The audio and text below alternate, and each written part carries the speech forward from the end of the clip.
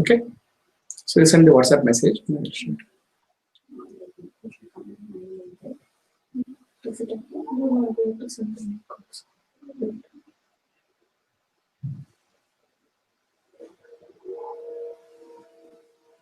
So in the meditation step, the last step is the last step, Omkara meditation.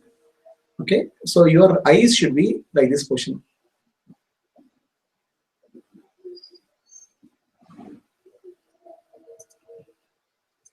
All right, just do it. Eye position should be. So now we are doing Omkara meditation only. We will do only Omkara meditation hereafter. Actually, you're trying to see that much chakra. Okay. Right. So the mind will become. You can see the. Don't force it. It should be natural. So you can see the pull sensation, vibration at that place. The mind will become silent and calm. Those are focus here. Okay. Don't force it. Natural. All right. So by doing that, what will happen? The Ajna chakra will get activated, and mind will become silent. Do that. You don't have to take the awareness here. No, that will happen naturally. So what will happen is that from here to here, that energy path will open up. Okay. Right. So this is what you do in the last step after Omkara chanting. Okay. Understand? So why that center is important? The mind which is outgoing, along with the prana, is brought inward, and mind and prana together move to the center of intellect. Manasu and prana will go to buddhi. Buddhi will reach Atma here. So that's the withdrawal process. Okay.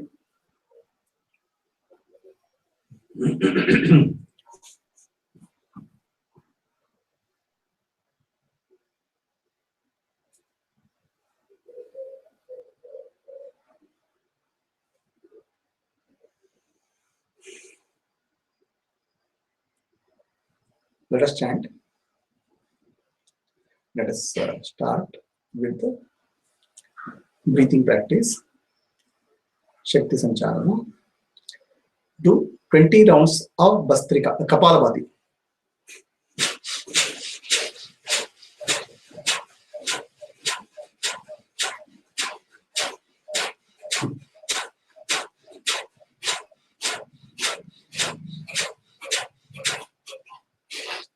Bend your neck slightly backward. Observe the energy in the brain.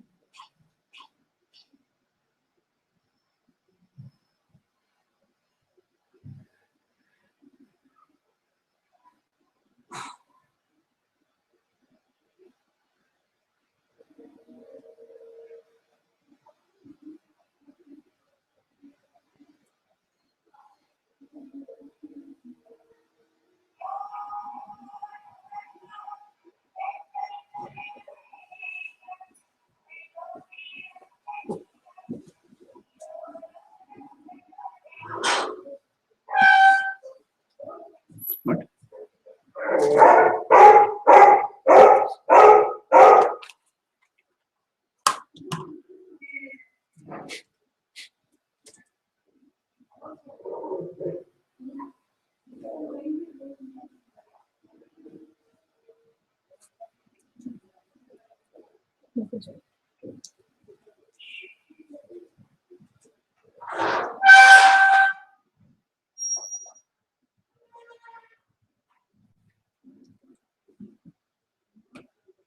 Okay. Bastrika, 20 rounds.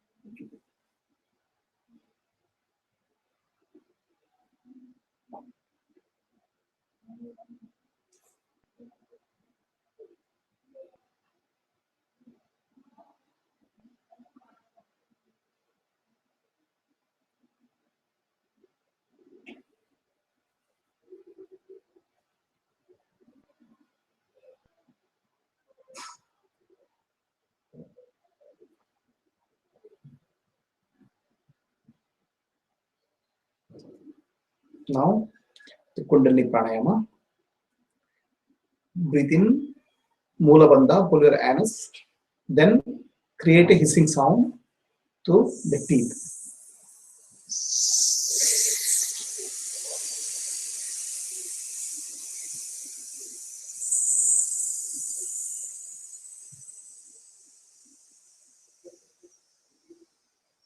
Just bend your neck slightly backwards. Observe the energy flow in the brain and nervous system.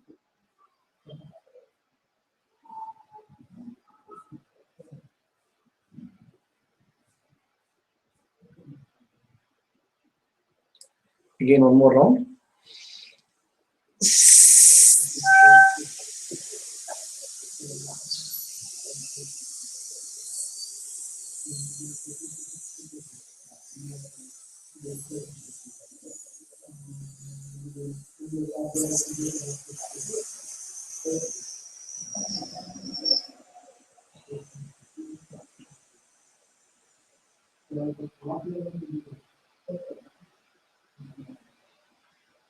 You should be feeling pulsating energy in the Sahasrara.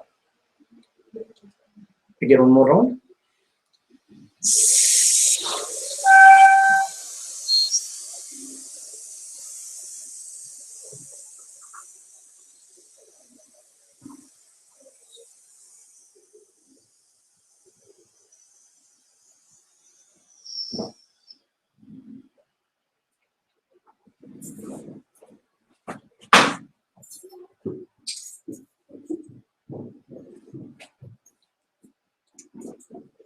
Sankalpa. Asatoma. Sadgamaya. Tamasoma. Jyotirgamaya. Mrityorma. Amritam gamaya. Om Shanti Shanti Shanti.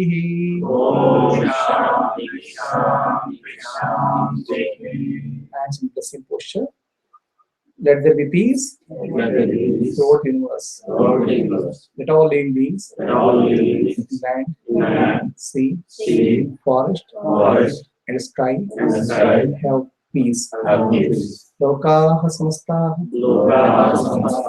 Sukhino bhavantu. Lokaha samastah Sukhino bhavantu. Lokaha samastah Sukhino bhavantu. Harihi Om. Shri Gurubhyo Namaha. Harihi Om. Guru Vandana. Guru Brahma,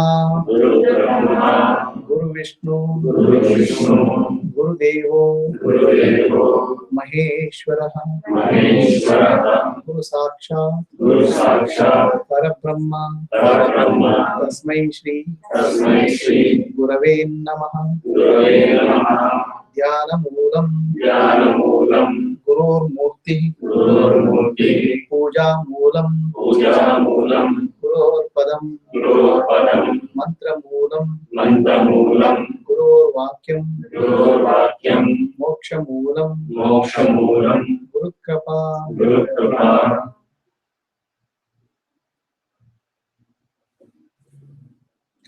Atmadarshanam, Brahmadarshanam, Atmadarshanam, Brahmadarshanam, Brahmadarshanam, Satyadarshanam, Brahmadarshanam, Satyadarshanam.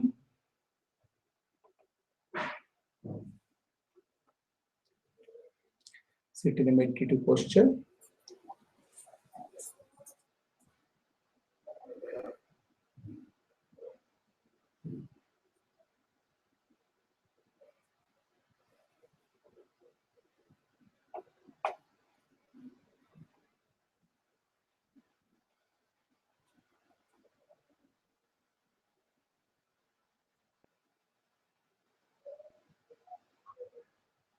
Let us chant Akara.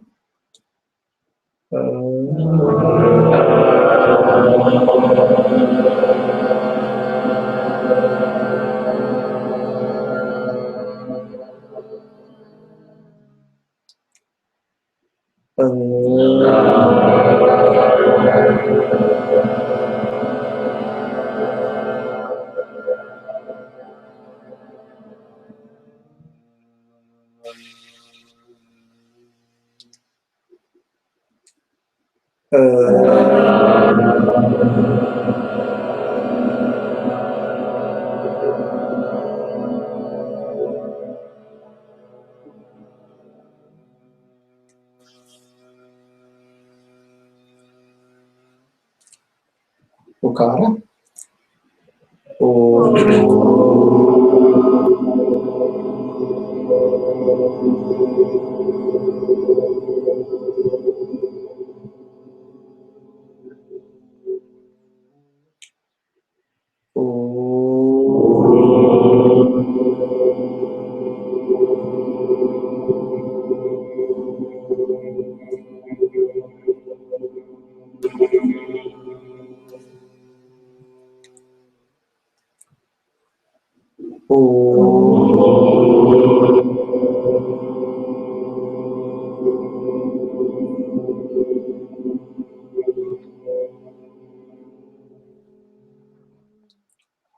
Makara.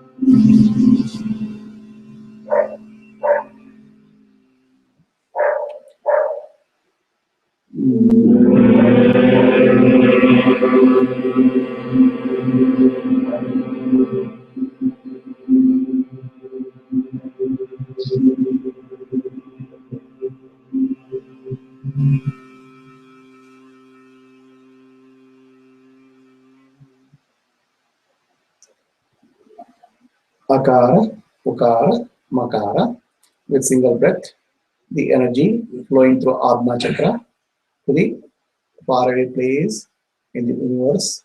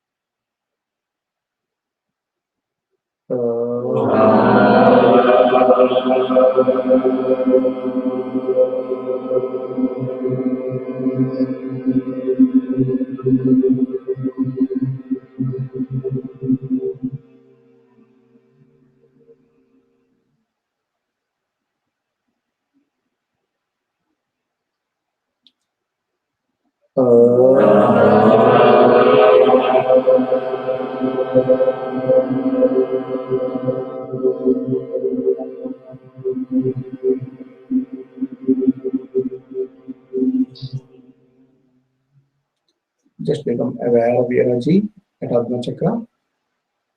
Sit silently.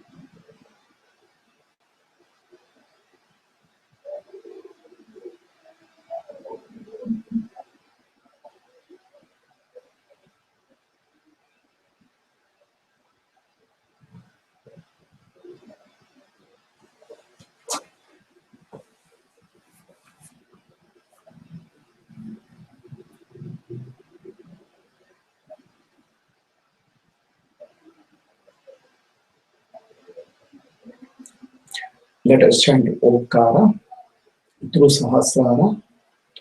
Let the energetic form reach sun,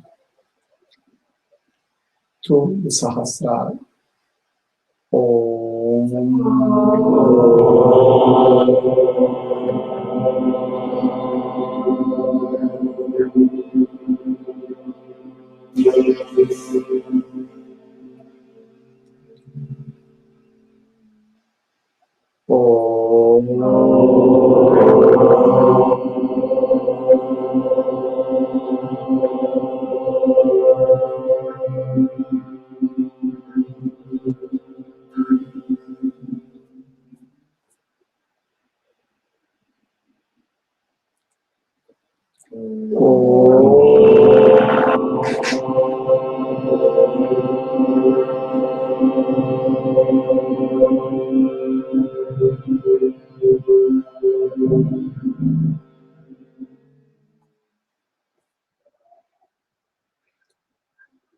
Focus your eyes on Adna Chakra.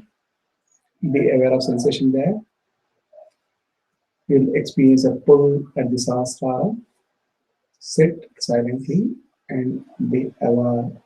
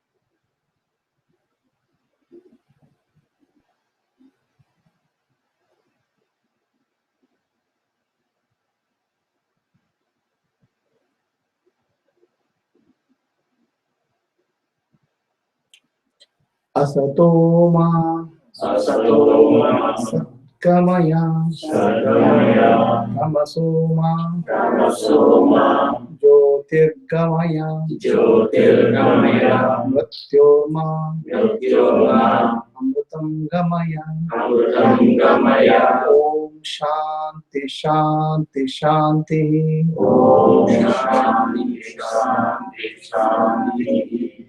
Let there be peace Let there be peace for the universe, for the universe, let all living beings, all living beings, land, land, sea, sea, forest, forest, and sky, and sky have peace. have peace.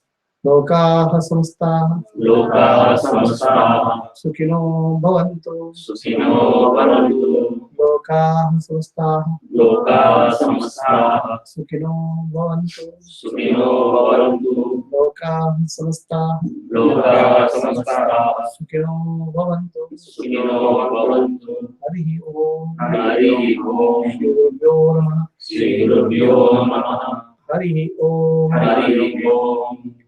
Stories and lives.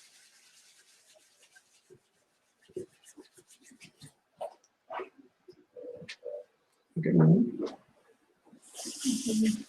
somebody join.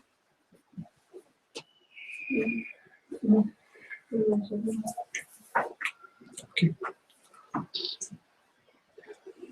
So, any questions? When you say Agna is the seat of the intellect, what do you mean? It's okay.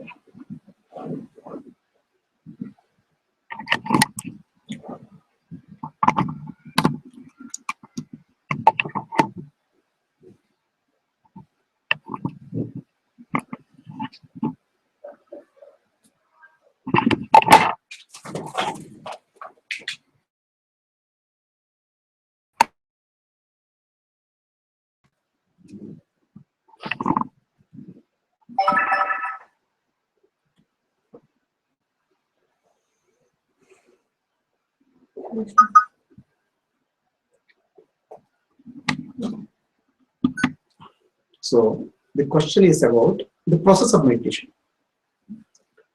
What is meditation? Okay. So the meditation is more often not today is associated with mindfulness, awareness of breath, awareness of the body. These are the practices associated with meditation.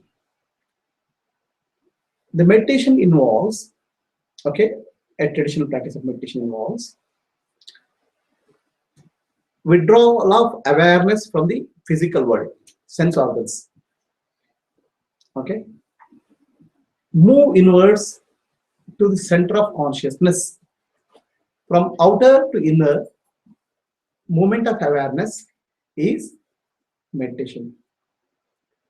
You can become aware of anything.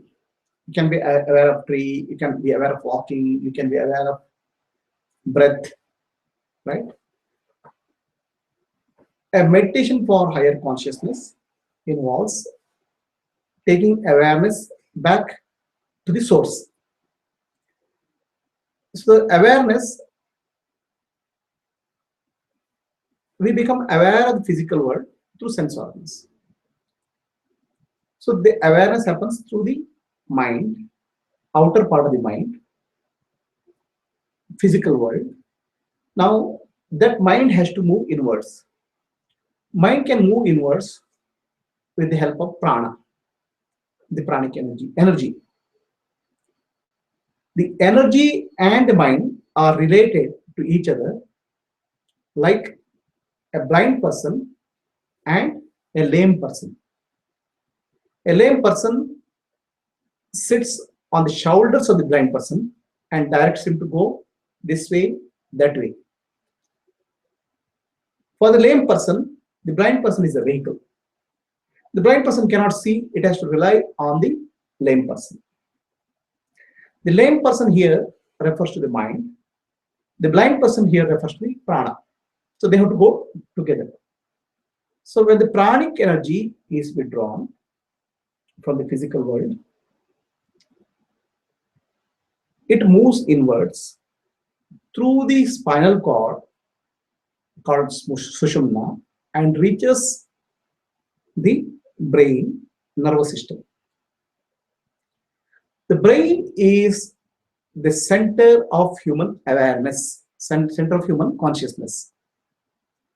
The awareness, universal supreme awareness reflects on the brain and energizes it, activates it. That's where we develop the subject consciousness. Now that prana and mana both move along the spinal cord to the center of the nervous system called Ajna chakra. Okay, the Ajna chakra is the center of pineal gland, as well as the part of the brain associated with that is responsible for our identity, self-identity. The mana, the mind, which is the outer part, prana, which is the energy, together move to the Ajna. Okay, and the Ajna nervous system is the center of intelligence, right? The consciousness operates through the nervous system, and Ajna becomes the center where self-identity is there. So mind and prana withdraws into Ajna, seat of intellect, and from there the intellect along with the mind and prana merges into brahmavarishta, or the seat of self. So this is the process of the meditation. So self-identity means identity as a body, or Identity as a body, identity as intellect, identity as I am so and so, all those identities.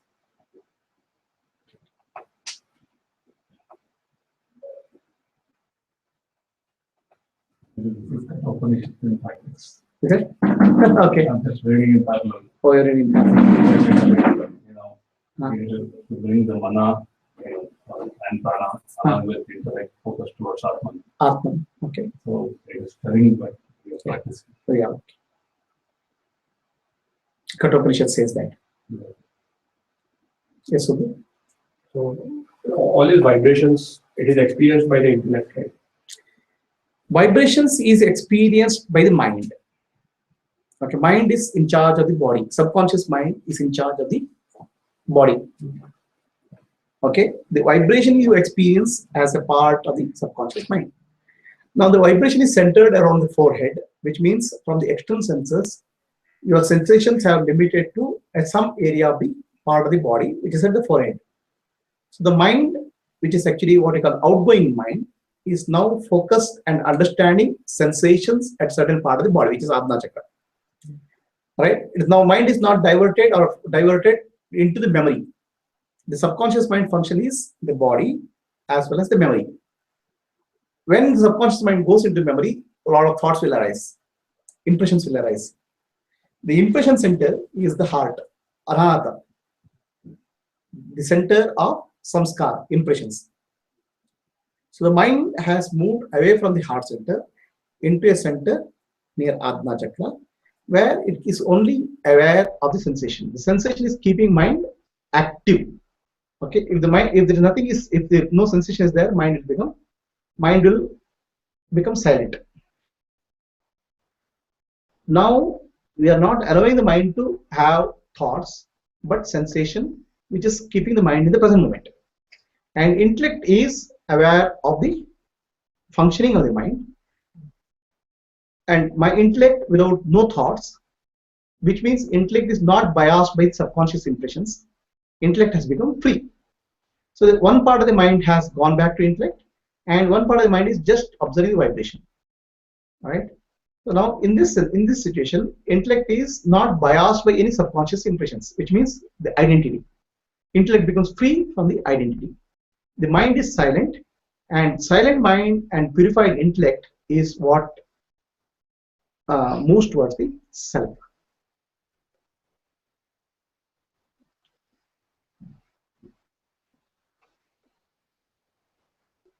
Any questions?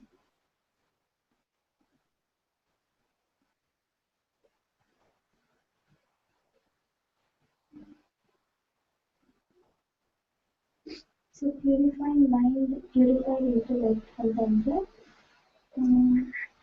What is the question? Purified sometimes, Mind. What is the purified itself?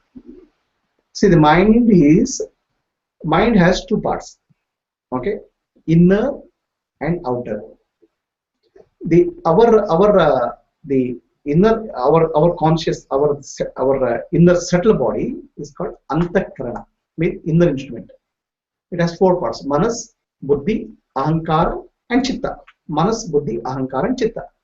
Manas refers to the part which is responsible for outer functioning, the outer world, seeing the world, thoughts, right? Is the manas. Buddhi is the inner part, the decision maker. So manas, what happens? It's in the outer world, and it gathers the impressions. It goes into chitta. Okay, the chittas, the manas, when it's not focused on the outer world, or manas when we focus on the outer world, constantly thoughts arise from the chitta. The impressions arise from chitta. Impressions arising from chitta are called vasana. So vasanas will become thoughts, vritti. So mind is like a honey bee, collecting the honey from various flowers and depositing in a honeycomb. Like that, mind is manas part. It collects the impressions, deposits in chitta. Okay, so chitta is actually a storehouse of impressions. From chitta, impressions will arise as vasana, and vasanas will become thoughts. This process continues. Now, the purification involves chitta shuddhi, purification of the chitta. So the mind has to stop going outwards, which means mind has to move inwards. Mind can be moved inwards through prana, breathing practices, prana, the kundalini pranayama and breath observation. The mind comes back to the intellect. Chitta gets purified with the understanding that I am not the body, I am not the mind, I am not the intellect. Chitta is actually a record with sort of identity. It's like impressions with some identity. So, for example, I am so and so will create certain impressions. I am so and so will create certain impressions. When I am not the body, mind, intellect, understanding becomes clear that the impressions don't have a center. So this will lead to a purification of chitta. So the manas has gone back to intellect. Chitta has become purified. When the chitta has become purified, less thoughts will come from your mind. Okay, mind is always stays in the present moment. Mind doesn't get corrupted by the past impressions. So then mind and prana move towards the buddhi. The buddhi is the decision maker. Normally, buddhi is influenced by these constant thoughts which are coming from the chitta, vasanas. Mind collects the impressions. Impressions become vasanas. Vasanas becomes thoughts. And thoughts will bias the intellect. Thoughts are like what I call ahankara. Some identity, some impressions, they will bias the intellect. Now this process stops. The intellect has become free from the vasanas, impressions and thoughts. The manas has gone back to one job, doing one job, is observing sensations. Okay, vibrations. Then what will happen? The intellect becomes free, more and more intellect becomes free, intellect becomes sharp and clear. It's not biased. And such a sharp and clear intellect with the understanding that I am not the body, mind, or intellect itself. A part of the intellect merges with the self, with the sahasrara.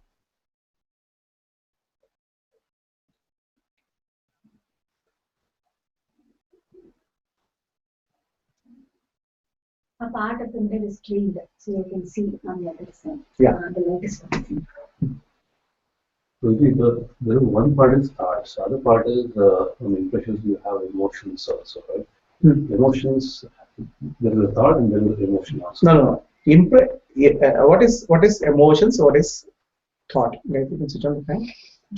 What is thought? What is emotions?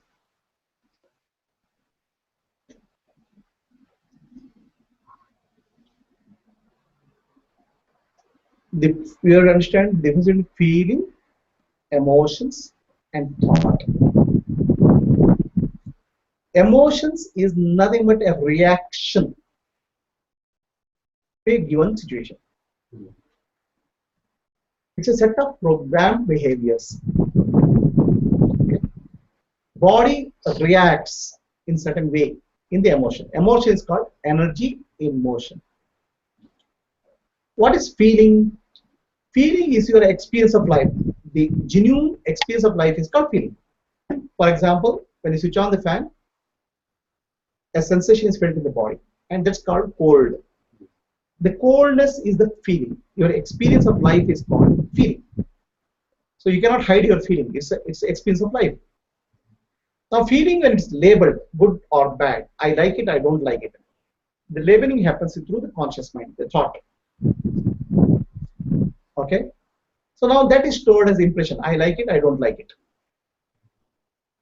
Now, when next time some situation happens, there's a record opened, which is related to cold. I don't like it. Suddenly the body reacts. It doesn't come to the consciousness at all. It doesn't come to conscious mind at all. There's no decision-making process involved. Decision-making process involved when it comes to conscious mind. The body reacts. For example, when I get angry, it doesn't come to conscious mind. Suddenly, you see some situation, a programmed behavior from inside called samskara opened up, and body reacts. That reaction of the body is called anger. Now, there's no conscious, it has not even come to the conscious level of the mind. It's already body has reacted. The subconscious has taken over. The impressions and vasanas have taken over the body. That's called emotions. But the emotions, if it comes to the conscious mind can take a decision whether I should get angry or not angry. But even that level doesn't come. The conscious mind is bypassed. That's emotions. Is that subconscious mind? Many times the emotions, I remember you said something back. Emotions come from a subconscious mind, while the thoughts come from the conscious mind. Yeah. So that's how it is. Yeah. Then we can observe both. Yeah. So thoughts are consciously, you decide what is right, what is wrong, right? Labeling happens. That's a conscious mind. So, but once you start recording something good or bad, it becomes the impression. Then next time the impression may not even come to your conscious level. It can be subconscious mind itself can make the body react in certain way because it's an emergency. It's like a reflex action. Like the fighters are trained. Yeah, it's an emergency. It's a body's response because you don't have time to think also. Body has to react. Something is danger. You may get angry. The conscious mind is bypassed. Continue. The ahankara you thought of ego. Ahankara is the ego. But you also said the ahankara is thought. Ahankara is the ego. Ego is what is ego? I am so and so. I am body. I am this name. That's the ego. That's the thought ultimately. No, but you see, you said there are 40,000 thoughts coming up every day, 40,000 thoughts. So those thoughts are ego? Every 40,000 thoughts has two parts, about a subject and an object. For example, I am eating. Eating is the action. I am is the subject. Every thought has two parts, the subject and a verb, or subject and an object. I am seeing a movie. Movie is the object. Seeing is the action. Verb. But I am is there, right? That I am part is called ego. The I am gets colored by various impressions. I am so and so, I am the man, I am woman, I am officer. So these are the impressions which are stored in subconscious. I am part gets corrupted by impressions, and I am part which is corrupted by impressions is called ego. I am doing something is thought, but thought has two parts: I am part and verb and object. So that I am part, which is subjective part, is nothing but a ahankara, ego. The Antakarana, you said 4, right? Manas, buddhi, ahankara, chitta. So this Ahankara is the thoughts. Ahankara is the impressions about who I am. Okay, you cannot never think as a who I am purely. Always I am with some identity comes up. Okay, reference. With reference. I am without any reference. I am with the pure consciousness is Shiva. Okay. So those impressions which are gathered over a period of time for I am is called Ahankara. That means when I have a detached, when I have mastered the detachment, so that means these things won't affect me. When you say I have mastered detachment, means who has mastered detachment? The sadhak has mastered. Who is that sadhak? The Atma Jyoti. Who is that Atma Jyoti? This is Shiva. So who is that Shiva? Shiva is Shiva. So the awareness. So where is the awareness? Impression in the awareness. It's a witness, Sakshi. Okay, I will come to the Sakshi. Sakshi is just witnessing. So that So it's means, not doing anything. so the vasanas and vrittis will be the what do you call it? The impressions are not disturbing. That's what. No, the impressions will arise also. Yeah, but it won't. Sakshi will not be biased by the impressions. You just watch. That's why you are not the doer, you are not the thinker, you are not the experiencer. When you identify yourself with the body, you become the doer. When you identify with the mind, you become the experiencer. When you become identify with the intellect, you become a thinker. So thinker, doer, and experiencer are not you. You are the witness, Sakshi, right? The Sakshi has no bias. So any thought process I am is corrupted by thinker, doer, and experiencer bias. That's called ego. Net the people who are experiencer. It's really Jiva. Yeah. Jiva really is the ego. Yes. As long as Jiva is outbound, Yeah. it is an ego. Yeah. So when you dissolve the I, Yeah. then the Jiva becomes Sure. So really the Jiva all the time is manifesting as ego. Correct. Jiva is the one who is manifesting as Shiva. And Jiva, when it becomes free from ego, it becomes Shiva. Shiva is Jiva, Jiva is Shiva. Shiva identified with the body, mind, and intellect becomes Jiva. Jiva free from the body, mind, and intellect becomes Shiva. Jiva identified with Sakshi becomes Shiva.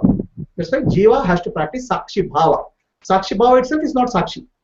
Jiva has to constantly think, I am Sakshi, I am Shiva. Okay. You want to take an example here. There is a individual who is having this Sakshi bhava. He's just standing there and somebody pushes him. He falls down. He gets hurt. So what will be his reaction? See, I'm just a normal human being. I will get really angry. I will lose my cool. So this your question is, let's say a human being is watching, he is in Sakshi bhava, somebody pushes him, then what is his reaction? He falls and he gets hurt also. He falls and he gets hurt also. Now he is the question. Who is that he? He is the body. Yes. Is he the body?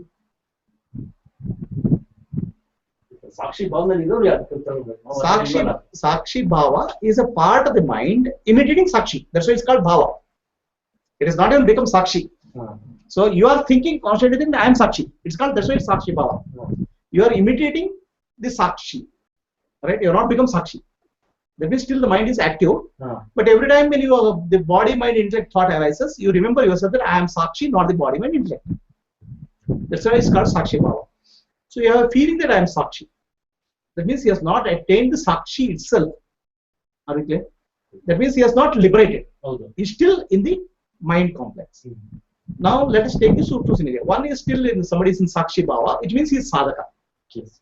One who has become Sakshi, which means he is Siddha, realized person. So there are two different beings. One is in sadhana and other is Siddha. So person who is in sadhana, in Sakshi bhava, because he is in sadhana, some mental reactions can arise. So somebody pushes him, he can hit back also because he's already he's only sadhana. He has not attained. He's only practicing. Oh, after hitting him, oh, realizes I have come out of Sakshi bhava. Let me go back to Sakshi bhava. He can decide. Right? That's called sadhaka. So for a Jnani, enlightened person, okay, somebody pushes the body. So the body itself has a defense mechanism. Right? You might see suddenly you're passing a road, suddenly a bus is approaching, and you'll jump. No conscious action will happen. It's all subconscious. Body is programmed for its own defenses. Right? That same thing will happen in both sadhaka as well as siddha, because body itself is designed for survival. Right? It's a survival mechanism. It's activated. So this survival mechanism is a mechanism which is developed by a body over millions of years. It will continue to activate. Otherwise, body itself will be in danger.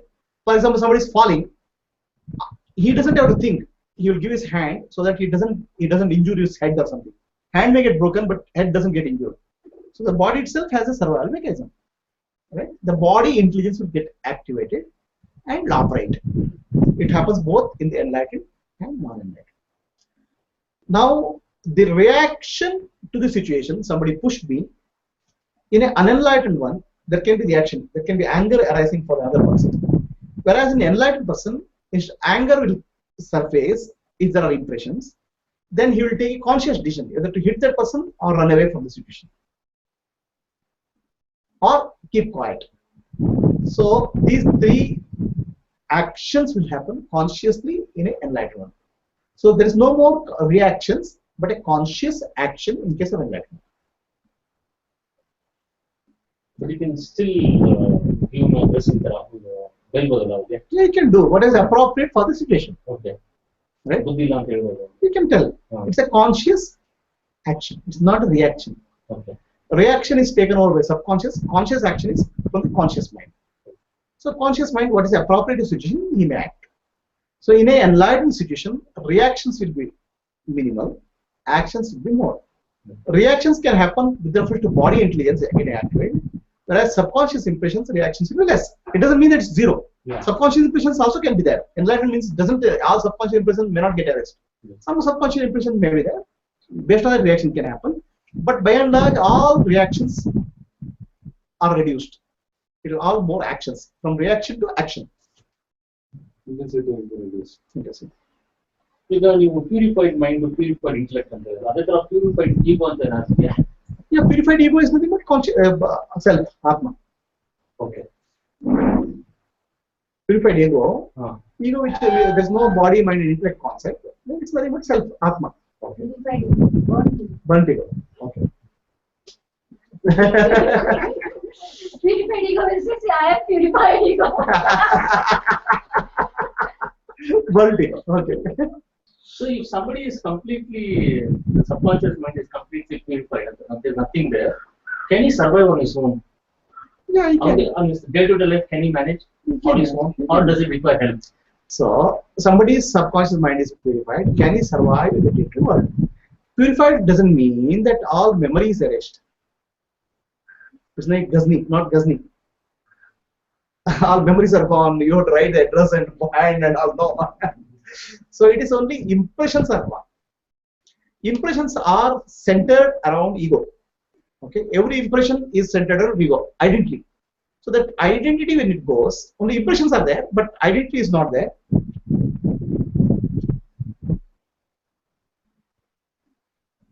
Hence, the impressions will arise, but the intensity will not be that impression. He will be able to watch and see what actions to take. That's about ego. What is that said about? Can he survive on his own? Yeah, he will survive. See, He will body, survive still better. He will become a still better human being. the body itself has a survival mechanism, I told you. And he will take the food and all these normal functions will continue. Now, what is your question of survival is, there are four motivations for human beings. All the motivations is called Maslow's hierarchy. First motivation is survival. Okay, all of us are driven by survival, fear of survival, right?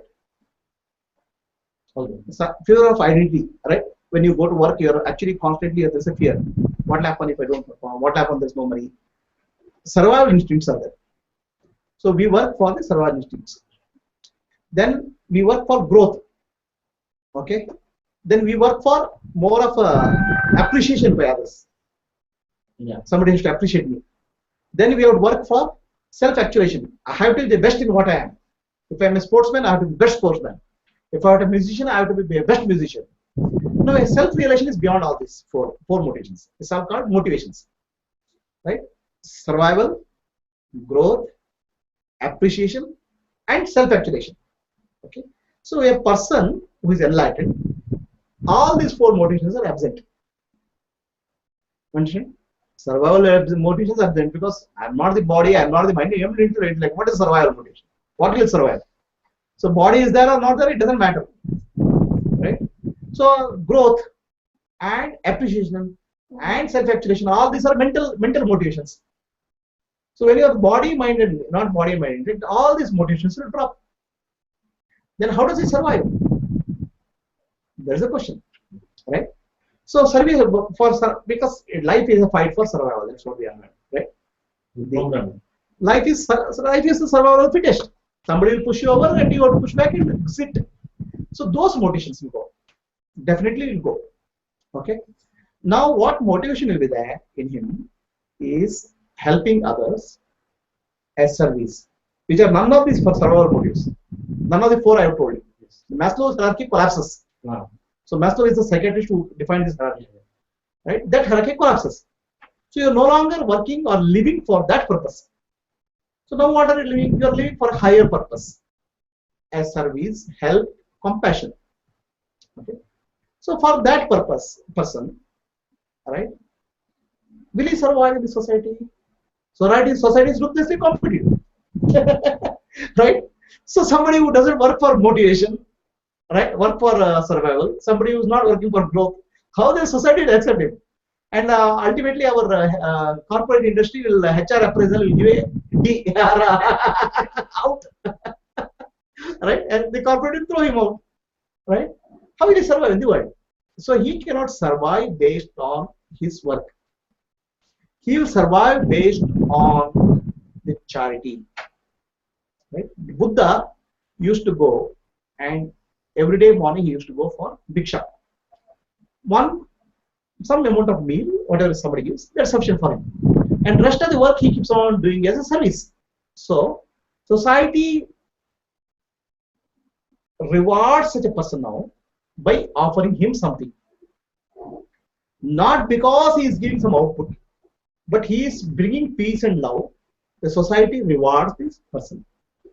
And this reward for the society is in the form of charity, in the form of appreciation, in the form of respect. It will come. So there is always respect for such a person, wise person in the society. Okay. So that's why in earlier days, a brahmana, not brahmana by caste, a brahmana means somebody who is realized person, a brahmavara. Such a person was taken care by the society. Okay. Because he is not surviving on his own. He has no need for survival. He has no motivation for survival. But society requires a survival. Because he is bringing peace and love and harmony in society. The whole society used to take care of such a person. Because society understood such a nature of person. Right? And the society used to bring gifts and valuables, whatever is there for the person. And that person will keep some minimum required for himself. And rest he will always give back to society. That was the way. Right? And that's how he survives. You are talking from duality perspective.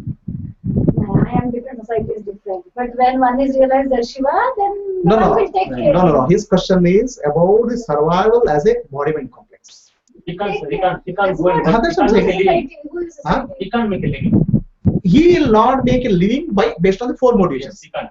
Right? He can't. Society will Yeah. Society will look after that body-mind complex. So that's why there are four levels of realization. brahmavid, brahmavara, brahmavarenya, and brahmavarishta. Okay. So what happens is that brahmavid means one knower of Brahman. Okay. All brahmavid, brahmavara, brahmavarenya, brahmavarishta, inner wisdom is same. I am not the body, I am not the mind, I am not the intellect, I am pure consciousness. The inner understanding is same. But their outer actions are different. Right? A brahmavid can be in the society, respond to the society as the society needs it. Sri Krishna is a best example. He was a part of the society, he was acting according to society, he was fighting, he was in the part of war, he was part of love, he part of all the activities. Right? Now, which means actually the mind has two parts, outer part and inner part. So the outer part is as active in that person. Right? But what is not active? The ego. Okay? The ego impressions have gone down. But now the outer part of the mind is acting based on the higher motivation called dharma. So the impressions are not selfish but dharma. So because of dharmic, to establish dharma, to protect dharma, the person acts in the outer world. So he is not withdrawn. The outer part of the mind is very active. So this happened in case of Sri Krishna. This happened in case of Sri Vedavyasa. Vedavyasa writes Upanishad, Vedas, all those purposes with the outer part of the mind active. If the outer part is not active, then you can't do that. Understand? Right? And all outer actions are based on not selfish interest but dharmic interests. Such a person. This is called brahmavid. In case of brahmavara and brahmavarenya, brahmavarishta, the outer part of the mind will become less and less active in the world. Okay, the mind is there. Okay, the mind is there, but the mind is with a burnt ego. The ego is burnt in all the four cases. But what is the motivation for the mind and body to act is still there are impressions. Okay, these are not selfish impressions but dharmic impressions. And these unburnt impressions are called residual prarabdha karma. Residual prarabdha karma is the most makes the body act according to the situation. So the residual prarabdha karma,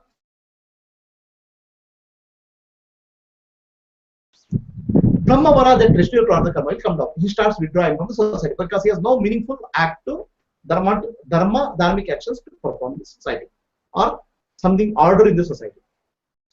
Brahmavarenya and brahmavarishta, that function will come down more drastically. In case of brahmavarishta, so he may not have any ability to meaningfully interact with society because the outer part of the mind is very little active and inner part of the mind is already merged in this.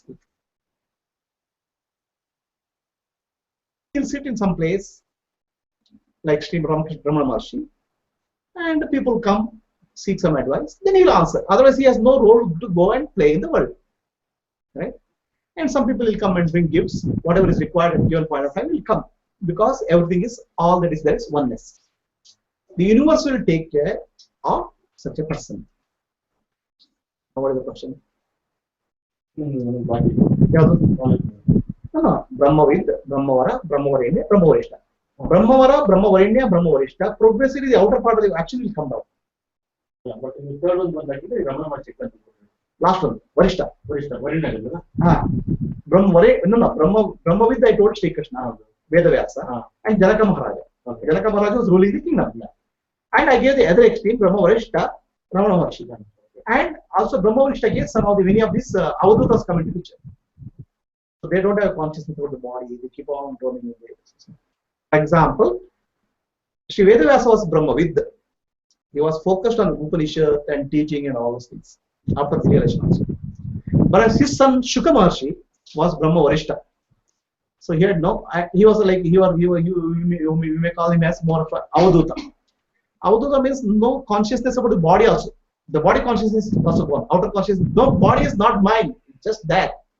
So he keeps on wandering. Right? So one time he was going in a forest and he had no consciousness of the body, he was not wearing clothes also. So he was just walking. And some women were taking bath in the river. And they saw this fellow and they kept on taking bath. And his father, Vedavyasa Maharshi, started calling, stop, putra, putra, son, wait, wait, and he came. The moment Vedavyasa Maharshi came, all of these people started wearing clothes. Okay, so the Vedavyasa asked them, my son went away naked, I am wearing clothes and coming. What is the difference? They said he has no consciousness of his body. He's like he is one with nature. Right? We are also not conscious, feeling his presence consciously. Whereas you are conscious of body. He was, even though he's brahmavid, he is still has a consciousness of body. So we are also feeling conscious of body like that. It's a nice example, but it could be a No, it's an example. It's how it happened. Yeah.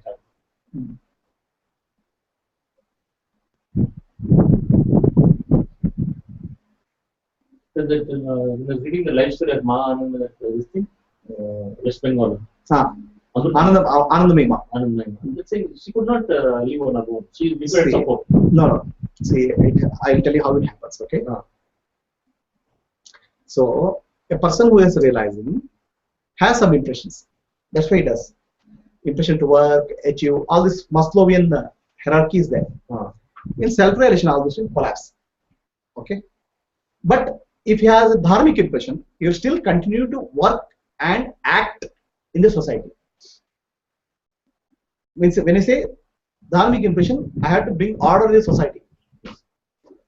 So that's how you see many of these so-called gurus establishing a larger organization, bringing teaching people and all those things. Is a part of that. The impressions are not zero. The dharmic impressions which will propel their body and mind, which is called residual impressions. Okay. In some people, the residual impressions also goes. They are always in a blissful state. So Anandamayi Ma was in one such. Right? It may happen one time, or the residual impressions will progressively fall down. Right? Okay. For example, for me, the impression, residual impression, to work for my living is practically falling down. I cannot do that because the reason for living, making a living, is taking care of family, taking care of requirements. All this are over. So that part will go. Now, if there is dharmic impression of teaching, that will continue. Now, after certain level of dharmic impressions are over, the teaching is continued. That also it falls. Then only a state of Solitude. I will say bliss. Actually, when I was reading the life story of Vivekananda, it also comes in last phase of his life. Just Vivekananda is a different scenario. Okay. Okay. I don't want to keep a record of that. I'll tell after the recording stop. Okay. Before enlightenment only, all the teaching work should be finished. After enlightenment, only initiation happening. Actually, that walk only should come after enlightenment. Okay. Anyway, Vivekananda, I'll tell you about Vivekananda. Okay. Next question. Huh? You were telling about Vivekananda. I'll tell afterwards. So, question is, you told that some part of the intellect will purify with the Not intellect, impressions. You told in meditation, some part of the intellect will purify the self. No, not the intellect will not purify the self. The intellect will merge with the self. Some part. Yeah, self is always pure. But what happens in enlightenment? All part of the intellect will No. merge with the self. If all part of the intellect merges with the self, there's no physical action at all. Outer, no interaction in the world. Outer mind is zero. Gone. But Is not available. in enlightenment, all part of intellect will not merge with the. A part of the intellect which reflects the consciousness merges with the consciousness. Right? Because still the body and mind has to continue, no? It will continue. It's just the part of So what do you mean by merging? Just with self? What is intellect? All this description is coming from the light of consciousness. The awareness falls on an object and the object becomes conscious. Like electricity flows through the tube light becomes light. Similarly, and the awareness of the self falls on an object, the object attains consciousness. So, is your body conscious? Is your mind conscious? Is the nervous system conscious? If there is no Atma, none of these are conscious. They are dead. Right? If the Atma moves out of the body, Atma is not associated with the body. Body and nervous system will become dead. Nothing is there. No life is there. Chaitanya. Chaitanya, the consciousness, the awareness. So when the awareness falls on this, they'll become alive. Right? Like electricity falls, electricity goes to the bulb, bulb will become glow. Correct? So similarly, your body and mind will glow with the prana. Alright? Life will come into picture. But life itself is not property of body and mind. Life is induced property, induced by the consciousness. Right? So same is true with the intellect also. Intellect is also induced by consciousness. Intellect is induced in the nervous system by the consciousness. Nervous system is a grey matter. It's a matter. The matter has no intelligence. So the intelligence, but it is a good reflective property. So that matter, grey matter, is made alive by the awareness, and it becomes conscious, and that operates like intellect. But intellect is always looking outwards, and starts thinking that I am the body and I am the mind. Like bulb will always see outside. When the intellect sees inside, intellect understands that my consciousness is nothing but self, Atma. So then that part of the intellect which understands this merges with the self. So when I use the word intellect and Atma, I am treating them as separate. They are not separate. There is no separation. It's all continuous thing. For purpose of discussion only, I am saying bringing out intellect and the self. So the part of the self, part of your outer mind, inner mind, which was more closely associated with the self, will merge with the self. Simple doer, thinker, feeler, doer. But mind, I am thinking, I am deciding, I am feeling. So that I odaga, just that I becomes pure I. Sakshi. Discriminating faculty, I am thinking, I am deciding, I am doing. So the word is matra, abide. Intelligence is abiding in the self. See, there's no, from the Atma to the world, there's no discontinuity. These are all for namesake. The body, mind, intellect, boundaries are drawn, right? For example, where is your finger stop and where is the hand begin? Tell me. Is the finger stopping here?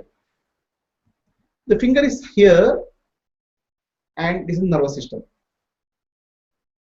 Okay. For logical purpose, you are saying finger is here, but this is a continuous process. Similarly, Atma and the world, they are continuous process. Okay. The world has no consciousness. Atma has consciousness. But we cannot draw a line and say here it stops. Okay. So, but the first level of manifestation of Atma is nothing but intellect. Okay. Buddhi. The intellect is always outward directed.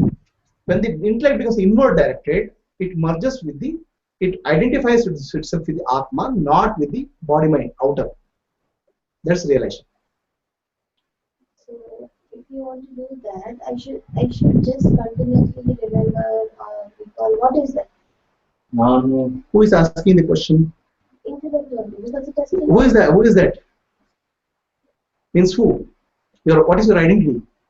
So right now, what I think is sometimes I'm the body, I'm the mind, I'm the intellect, I'm thinking very broad.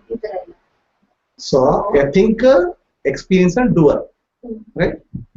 I am thinker, I am the experiencer, I am the doer. There are three parts to your experience. That I am part, you have to constantly think that I am the Atma, I am Shiva.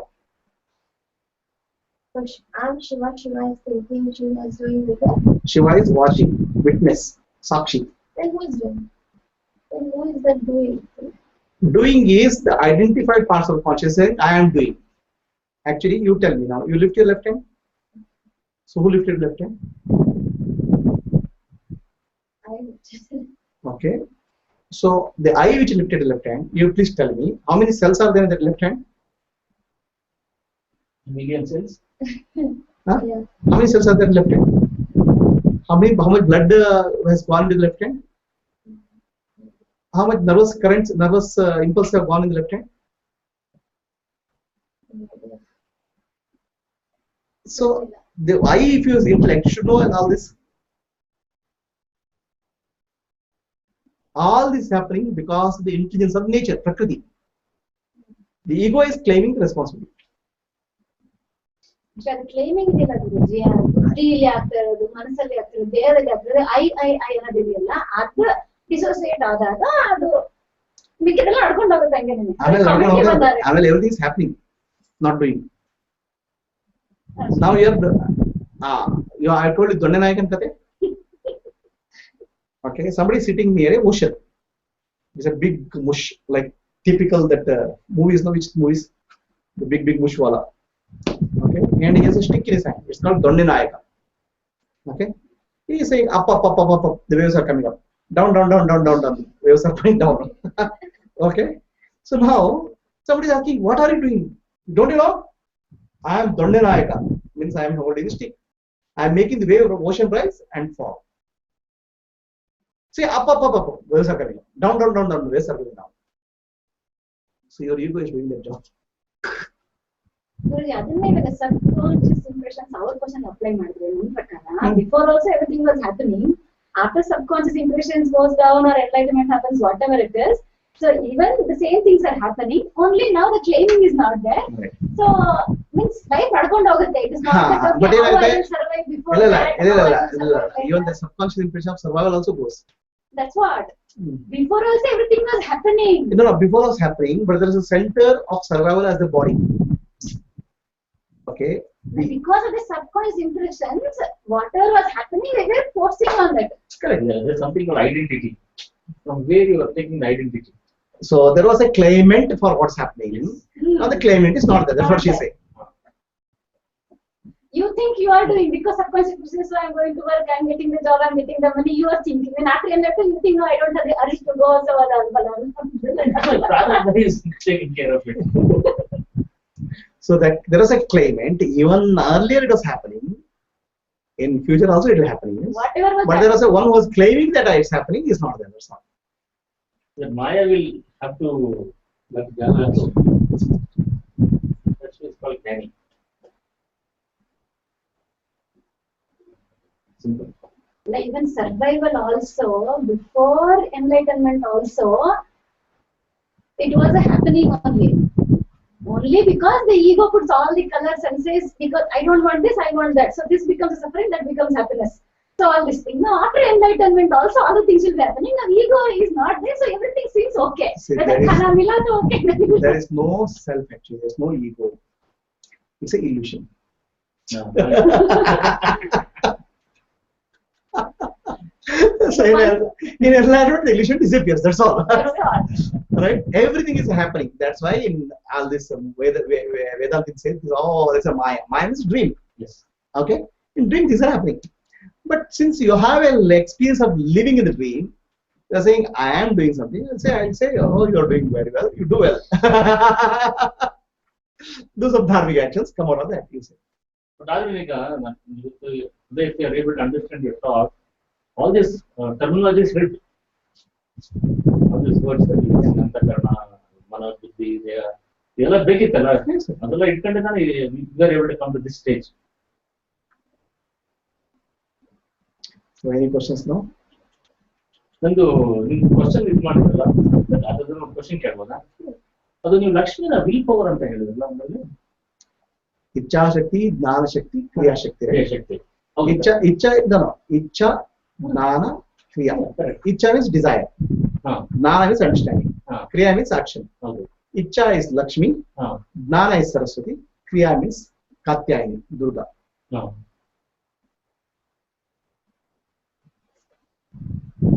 Then actually, I was slightly the Lakshmi Saraswati interchange. I was thinking. I don't know. Any mistake has happened? I don't know. No, I don't know. But because first with Saraswati Bharatala. Icha, Jnana, Kriya. Icha Shakti is Lakshmi. Jnana Shakti is Saraswati. Yeah. Kriya Shakti is Durga or Katyayani. Katyayani means action. You mentioned that. So the location It's all consciousness. For our practical purposes, we can say will, Icha, and Jnana. Okay. Willpower, Icha Shakti, Jnana Shakti. Manipura. Kriya. So Kriya Shakti, will means Kriya, no? Will. Will is the force behind Kriya. Kriya Shakti, Icha Shakti, Jnana Shakti. Icha Shakti I think Desire. I think there might have been a mistake. Icha Shakti willpower. Sorry. Kriya Shakti willpower. Kriya is behind Kriya is willpower. I'll just check them.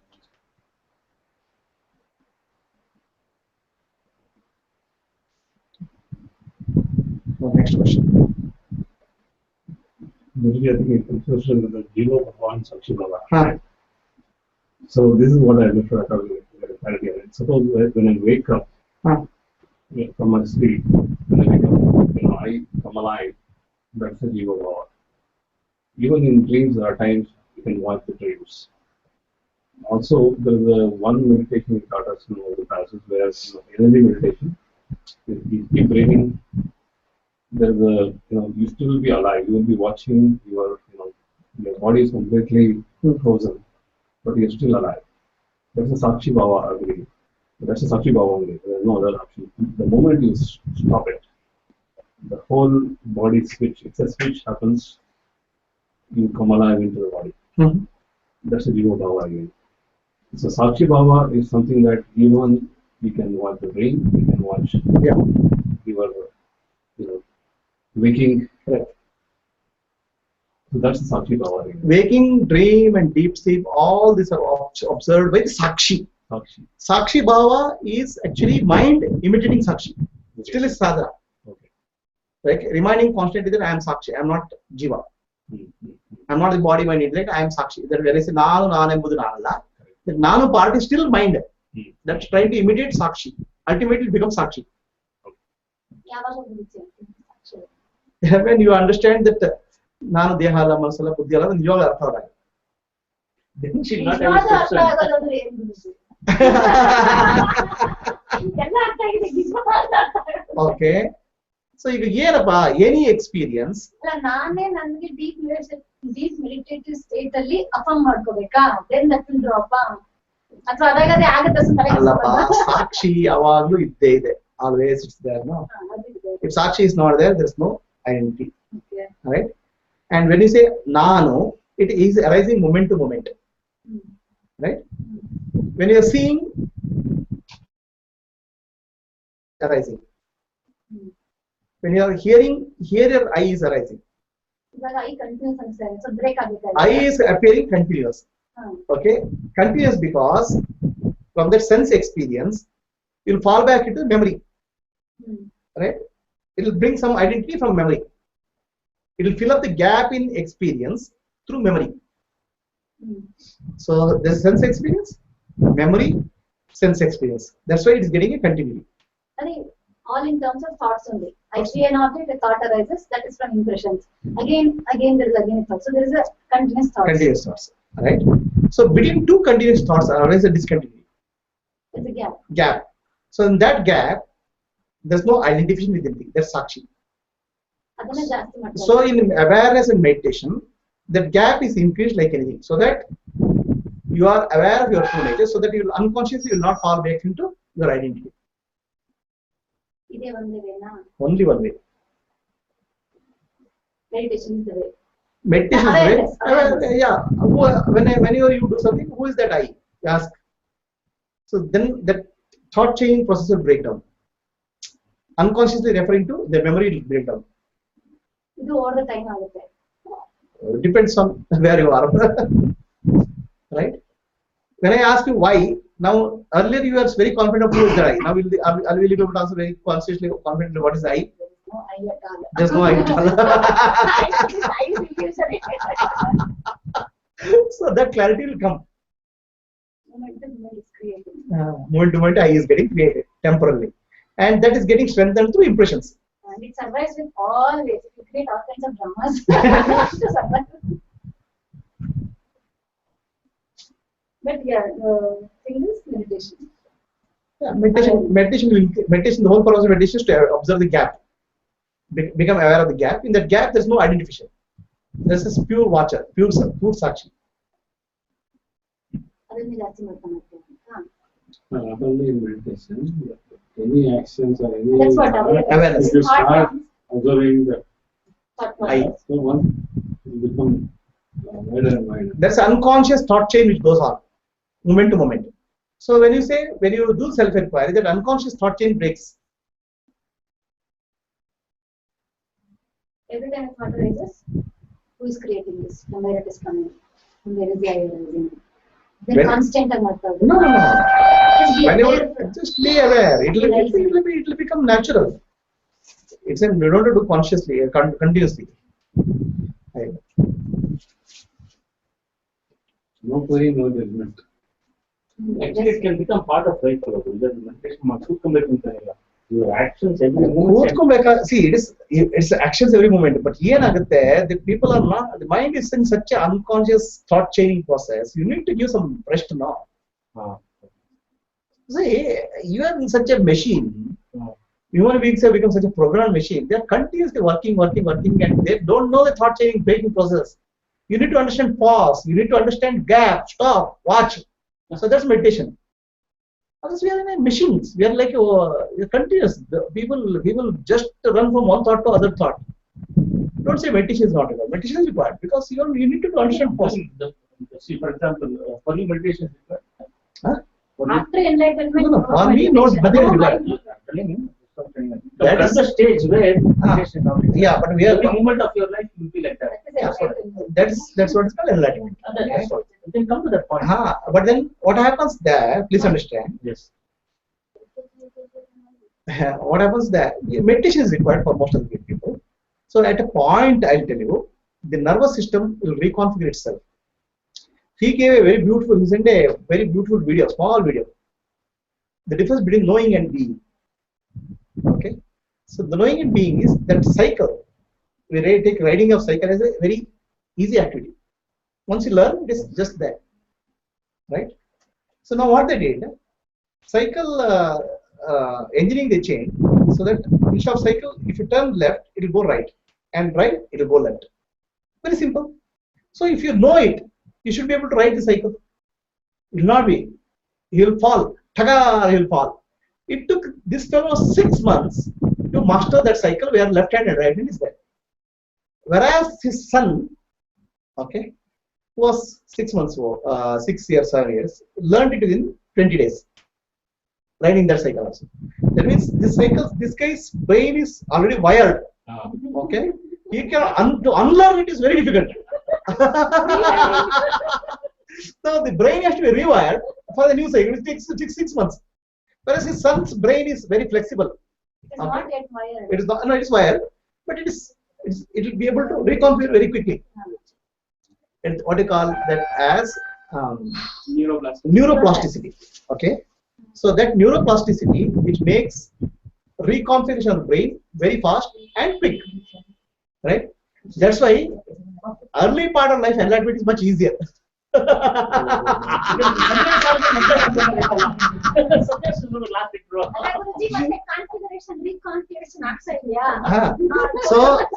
what happens? So enlightenment means nervous system gets reconfigured, neuroplasticity. Okay. So the example is beautiful. The small video you have to watch. See, what happens is many people have a concept that all this liberation and all in later part of life. It won't work. That's because, okay, people don't understand this whole dynamics. That video is a small part of video. I don't know if you heard of what I said, right? There is a cycle. Cycle, instead of turning left, the cycle is re-engineered for turning right. Now it's simple. You know it, right? And for a person of age of 40, it took 6 months for him to master the cycle. Otherwise, he'll fall in the cycle. He rides normal cycle because brain is already configured. Whereas his son, in 20 days, he mastered it because he can learn and unlearn. Understand?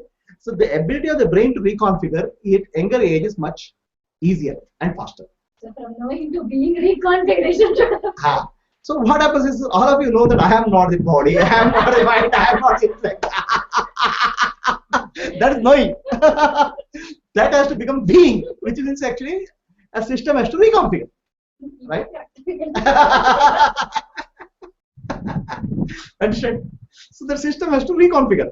The reconfiguring is called neuroplasticity, and the reconfiguration process is called enlightenment. Okay? Enlightenment has a biological basis in the reconfiguration of the nervous system, which many people don't understand. Right? Others, it's a concept, knowing. Knowing has to become being.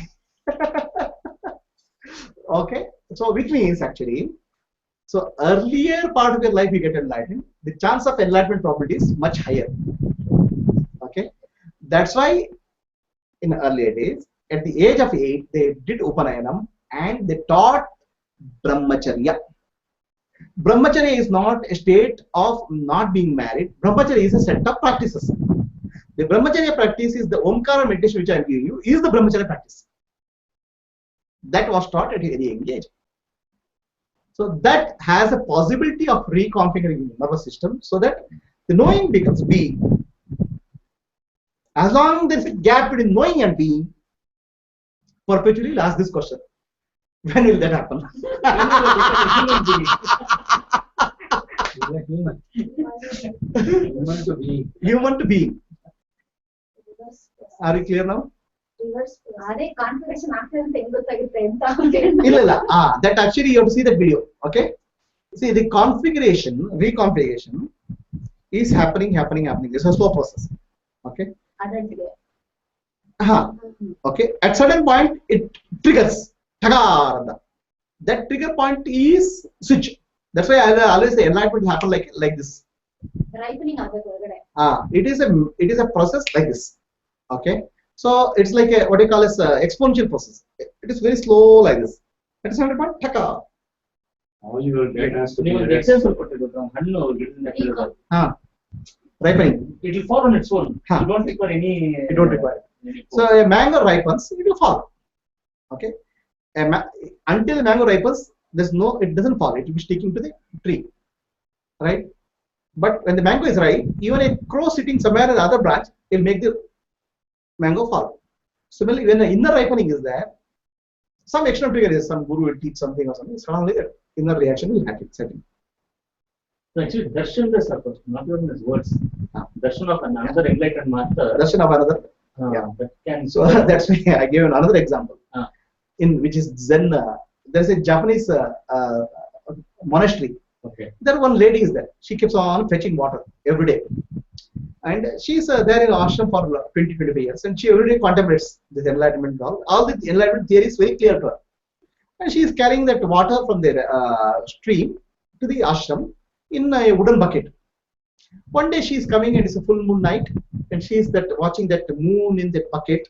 And always that they are taught in monastery the awareness. Walk with awareness, everything. She's walking with awareness. The moon is there. Suddenly she is actually hits a stone and falls, and the bucket breaks. No moon, no bucket, no reflection. Suddenly she gets enlightened. So the bucket was making the illusion continuous. That No. because There was till that point only inner ripening is happening. The bucket is only incidental, like a crow sitting on the tree. Okay. So suddenly, now don't say that bucket breaking of the bucket causes enlightenment. Then everybody will take a bucket and yeah, but then it was right. Inside was right. Okay, then inside arrests. Now otherwise everybody will take on wooden bucket and start going breaking it. On full moon night, this thing will start. What is that? Pradakshina. Bucket pradakshina. That's how so many rituals are happening worldwide.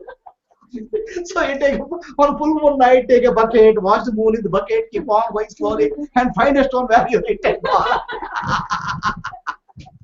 So the bucket is only incidental. The ripening has happened inside. This is how many rituals have happened actually.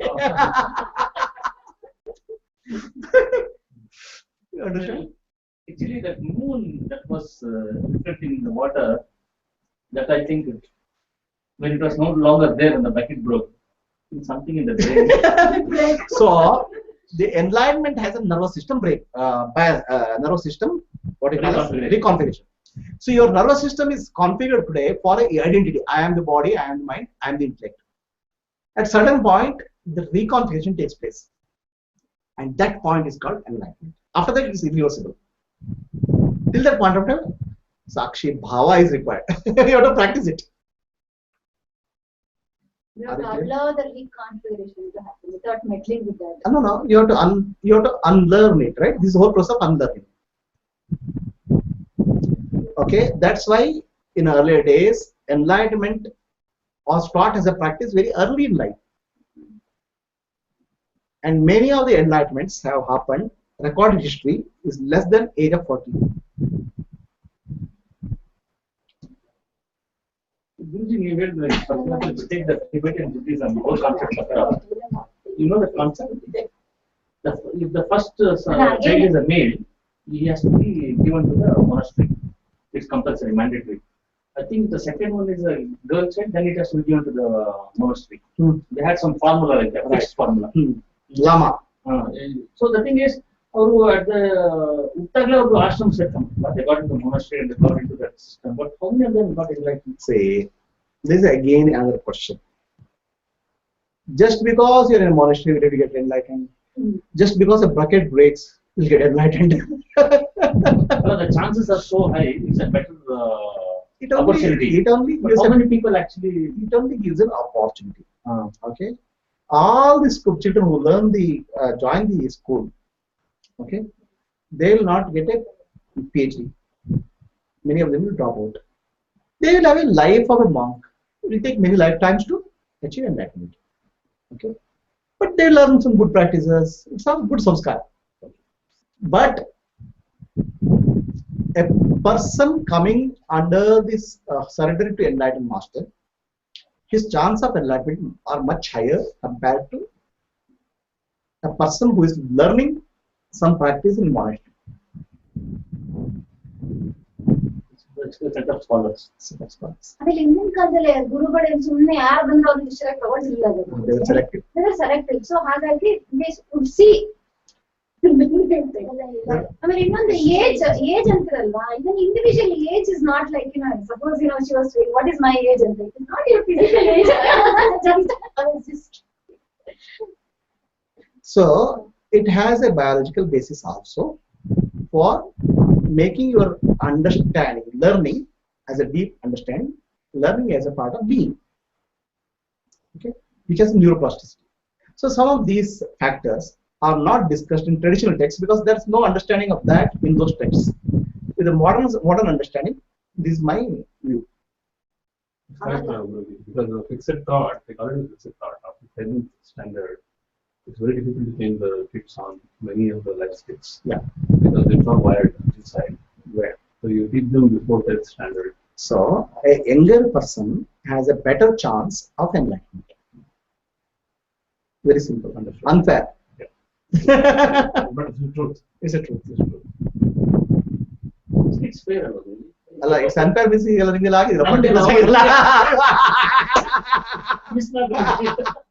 but okay, I am giving you best possible practice. Yeah.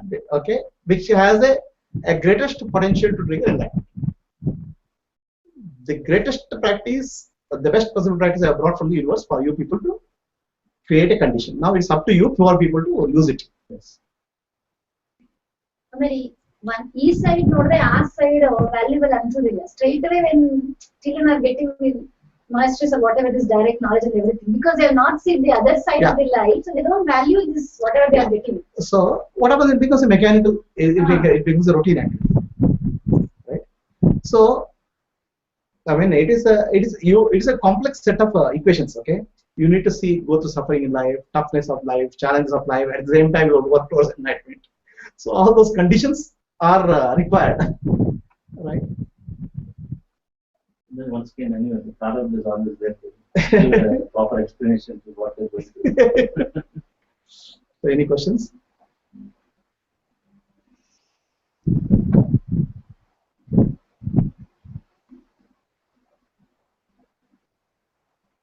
So Sakshi bhava. Sakshi bhava is I am the body. I am. Whenever you thought arises, I am the body. I am the mind. I am the intellect. Right? You have to replace that I am something with I am Sakshi. I am the witness. You have to learn breath observation, watching, mind with the mindfulness. You have to act. Whatever you do with awareness. So that more and more you are training one part of the mind to be like Sakshi. Before a thought would come, action would happen. There will be no gap. Now a thought comes, then before it multiplies another an action, just watch. Be aware. Mindfulness. It's called.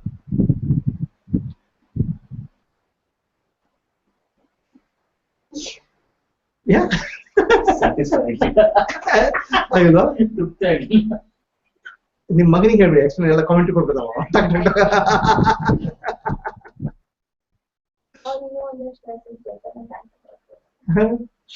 So Sakshi Bhava is unconsciously we are associating I am with the body, mind and intellect. Right? When you, who is asking the question? Not intellect, yeah. Who is you? What is your identity?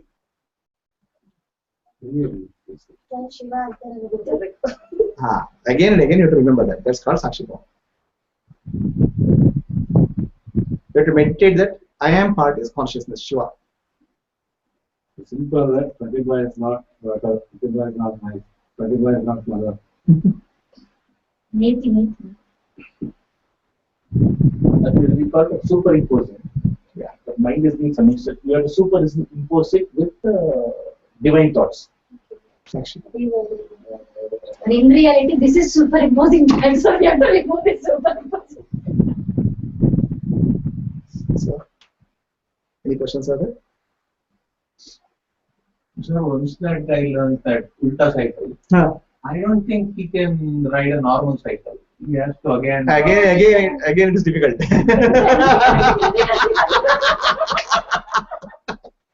Again it is difficult. Actually, he was riding the cycle all this time.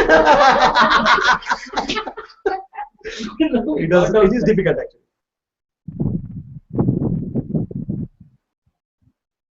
Then actually this fellow goes to this thing and takes normal cycle and he falls and people start laughing. This guy is not able to ride a cycle. Then after some time he tries that couple of hours and suddenly he switches back. Again rewiring takes place. But this happens within few hours, not few months.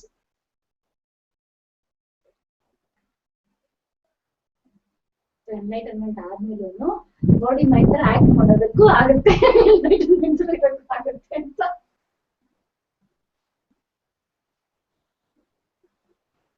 So after enlightenment, it is difficult to come back to the body mind consciousness. This is what happened to Sri Ramakrishna Paramahamsa. Sri Ramakrishna Paramahamsa used to see Mother Kali, interact with her, okay, give her food and talk to her. Still it is also on the domain of Maya. The mind is, a part of the mind is creating the projection. No doubt it is higher projection, but projection. Then Totapuri comes, Master Totapuri comes and teaches Ramakrishna Paramahamsa, now drop that image. Okay, you are the self. So then completely image is dropped. Now it's a Sahaja Samadhi, natural state. Then Ramakrishna Paramahamsa says, Mother Kali, I want to go back to early state. It doesn't happen. That was nice actually. It doesn't work now. But actually, there was one technical question. When he offered food, was that food actually consumed by Kalika? He feels that it's consumed. He feels it. It's still there. It's like sparsha actually it is. It's not a chandana. He feels that it's consumed. So, but now Ramakrishna Paramahamsa wants to come back to earlier state. Samadhi, they say it's such a peaceful state. What that Sahaja Samadhi, that's what the book says. It's such a, like Ramana Maharshi says, the state is so thin, there's nothing comparable to that. Yeah. But then why he still wants to come to something lower? No, that is actually what happens in Sahaja Samadhi. There's no ecstasy. Yeah, There's a tranquility. Okay, I'll give you an example. Right? When I was feeling oneness, so much of tears, so much of joy. Okay, whatever stories, if I hear any sides, I'll feel so much thrilled. Now all the thrill is gone. Only tranquility. Shanti. The center of the wheel is still under there. Center of the periphery. But that means actually it's his body sense wanting that entertainment. It's a thrill, that energy surge into that. So how surge will go on, it's tranquil. So you can feel a tingling even in each cell. So I think okay.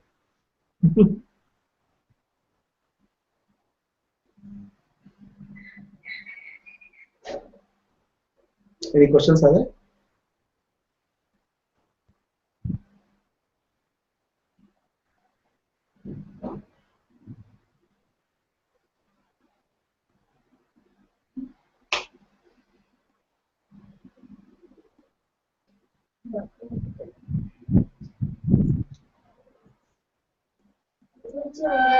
Russian master Good riff.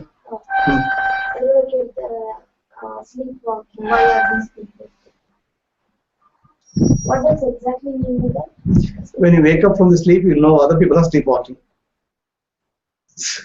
See, the Russian master Budri, unless you wake up from the dream, how will you know whether other people are walking or sleepwalking or not? I should know.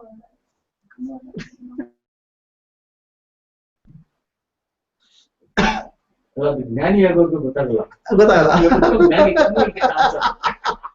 Then everybody else will understand sleeping. Asleep. It's like I'm in dream and all visualizing how it will be wakeful state, how it will be wakeful state.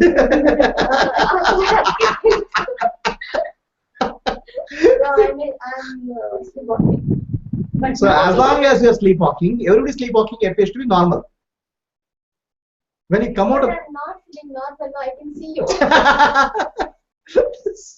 But he is seeing you as Okay, that's what I'm asking. That's what I'm asking. Am I sleepwalking from his point of view?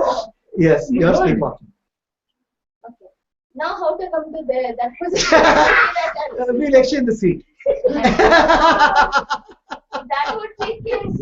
Everyone will take some turns and do the job. That's what I'm teaching. No, Omkar meditation all is that process only. Whatever I'm teaching you people is the process of waking up. I was shocked. Am I sleepwalking? Sleep ಅಲ್ಲಿ ಎಷ್ಟೆಷ್ಟು ಜನ್ಮಗಳು ಕಳೆದಿದೀವೋ waking ಹಿಂಗ್ ಆಗ್ಬಿಡ್ಬೇಕಾ ಅದ್ರಿಂದ ಸ್ವಲ್ಪ ಕಳೀರಿ ಅಂತ. Time. But that's a very nice way to tell how the world is. It's a dream. ಅದರೊಳಗೆ 3 months ಅಂತ ಹೇಳಿದ್ರೆ ಗುರುಜಿ. 3 months full time practice. ಎಲ್ಲ ಪಟ್ಬಿಟ್ಟೆ. 30 years ಆಗಿದೆ.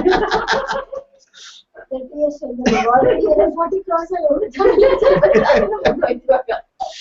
See, what they have said is for a person to be a master in any subject, this music or art, he needs a 10,000 hours of practice. That's something they have found out. By 10,000 hours of practice, your nervous system and all will get stabilized. So 10,000 hours of practice is required for you to really rewire your system. That's what it means actually. Oh, now I have to keep the timetable. But they also the 20 years something like that. 10,000 hours. But 12 years ಅಂತ ಹೇಳ್ತಾರಲ್ಲ ಗುರುಜಿ, 12 years. 10,000 hours of practice. Kumbh Mela ಅಂತ Traditionally, these musicians, dancers, they have the performance only after 20 years of training. That's okay. That's actually 1 hour, 2 hours per day. Like that. So system to get accustomed for a person to become a genius, you need 10,000 hours of Okay. practice. That applies to enlightenment also. 10,000 hours, it is 416 days. Divide ಮಾಡಿದ್ರಂತೆ. 416 days of full time. No, that's what. How many years, Guruji? How many years? Now, I am not saying it doesn't take that much years. Okay, depending on how much ripe you are, it can happen anytime. It's a ripeness. But traditional 12 years ಅಂತ ಹೇಳ್ತಾರಲ್ಲ ಗುರುಜಿ, Kumbh Mela. Body system and all changes. 12 years ಬೇಕಾಗುತ್ತೆ. But what system changes, ಒಳಗಡೆ ಇರೋದು change ಆಗಲ್ಲ. Huh? ಒಳಗಡೆ change ಆಗಲ್ಲ. 24 ಬೇಕಾ? Okay. Any questions? Okay. Guruji, who will be your first disciple who will get enlightened? Huh? Who will be your first disciple? You only, you are the youngest over here. Youngest.